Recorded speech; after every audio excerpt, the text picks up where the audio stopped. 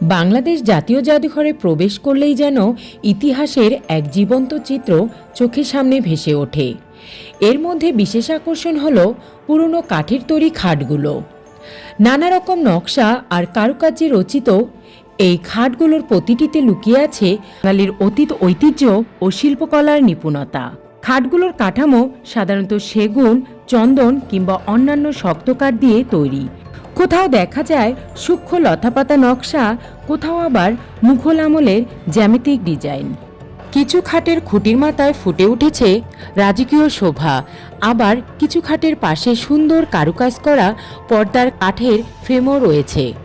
এখানে প্রদর্শিত খাটগুলোর অনেকগুলোই শত বছরের পুরনো।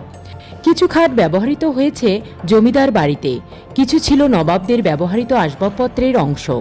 বাংলাদেশ জাতীয় জাদুঘরের এই খাটগুলো শুধু ঘর সাজানোর আসবাবপত্রই নয়, বরং এরা আমাদের অতীতের শিল্পচর্যা, সংস্কৃতি ও জীবনধারার এক গুরুত্বপূর্ণ দলিল।